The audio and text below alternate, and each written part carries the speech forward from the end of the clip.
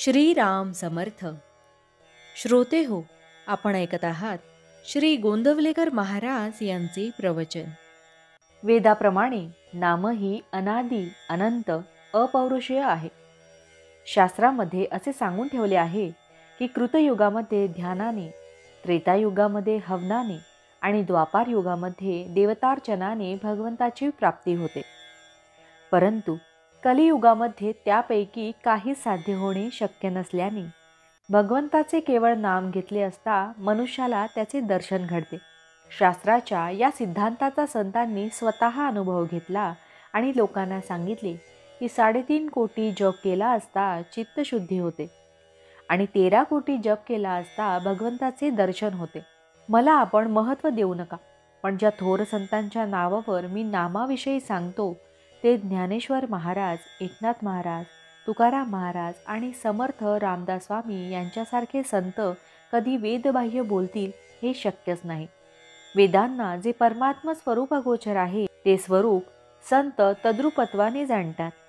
सध्याच्या परिस्थितीमध्ये संयमाची बंधने सुटत चालली आहेत, म्हणून संतांनी कळवळून नाम घ्या असे सांगितले. वेद भगवंताचे वर्णन करतात, नाम देखील भगवंताचेच अस्तित्व प्रकट करते. प्रत्येक वेदमंत्राच्या आरंभी हरिओम असते, ते नामच आहे. जसा वेद हा अनादी तसे नाम हे अनादी.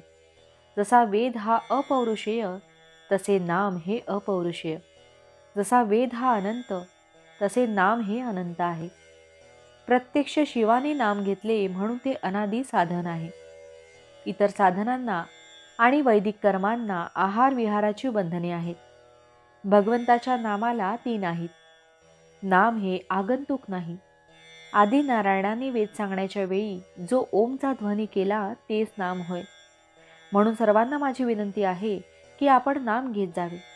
किंबहुना आपण नाम घेतले तरच वेदांचा खरा अर्थ आपल्याला कळेल अशी माझी खात्री आहे. वेद म्हणजे भगवंताची स्तुती होय.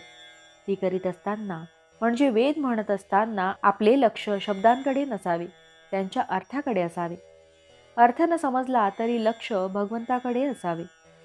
आपण नेमके तेवढेच विसरतो. नाम घेणाऱ्या लोकांनी शास्त्राच्या विरुद्ध वर्तन करू नये.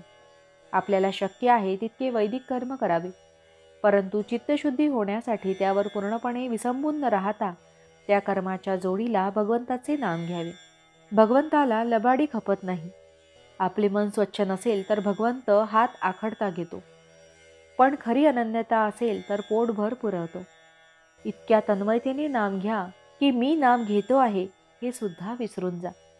भावार्थ, इतर साधनांनी लवकर साधल्यासारखे वाटेल, पण ते तात्पुरते असते.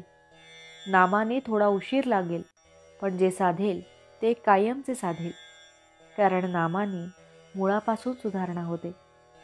जानकी जीवन स्मरण जय जय राम. महारुद्र हनुमान की जय. समर्थ रामदास स्वामी महाराज की जय. सब संतन की जय. श्री अनंत कोटि ब्रह्मांड नायक राजाधिराज सच्चिदानंद सद्गुरु श्री ब्रह्म चैतन्य महाराज की जय. जय जय रघुवीर समर्थ. आता आपण 13 वेळा नामस्मरण करूया. श्रीराम जय राम जय जय राम. श्रीराम जय राम जय जय राम. श्रीराम जय राम जय जय राम. श्रीराम जय राम जय जय राम. श्रीराम जय राम जय जय राम. श्रीराम जय राम जय जय राम. श्रीराम जय राम जय जय राम. श्रीराम जय राम जय जय राम. श्रीराम जय राम जय जय राम. श्रीराम जय राम जय जय राम. श्रीराम जय राम जय जय राम. श्रीराम जय राम जय जय राम. श्रीराम जय राम जय जय राम. जय श्रीराम.